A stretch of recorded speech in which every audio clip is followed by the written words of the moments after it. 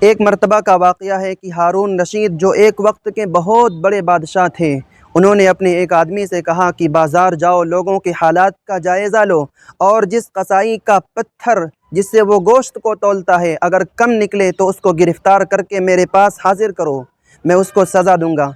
وہ آدمی ہارون رشید کے حکم پر بازار جاتا ہے اور پہلے قصائی کا پتھر چیک کرتا ہے تو پتھر کم نکلتا ہے، تو اس سے پوچھتا ہے تمہارے حالات کیا ہیں، زندگی کیسی گزر رہی ہے؟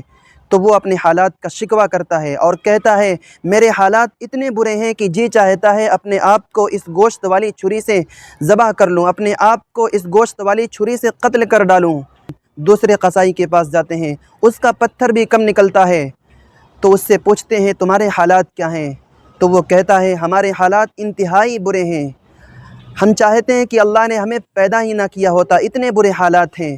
تیسرے قصائی کے پاس جاتا ہے تو اس کا پتھر درست پاتا ہے، تو اس کے حالات پوچھتا ہے، تو وہ قصائی کہتا ہے میرے حالات الحمدللہ بہت اچھے ہیں، اور اللہ کا شکر ادا کرتا ہے۔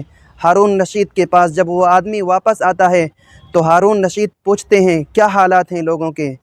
تو وہ آدمی بیان کرتے ہیں گناہوں کی سزا دی ہے تو میں کیوں ان کو گرفتار کر کے لاؤں؟ اللہ نے ان کو پہلے ہی سے سزا میں گرفتار کر رکھا ہے، تو مجھے گرفتار کرنے کی کوئی ضرورت نہیں ہے۔ تو اللہ رب العزت گناہوں کی سزا اس دنیا میں بھی دیتے ہیں، آخرت میں تو سزا ملنی ہی ہے۔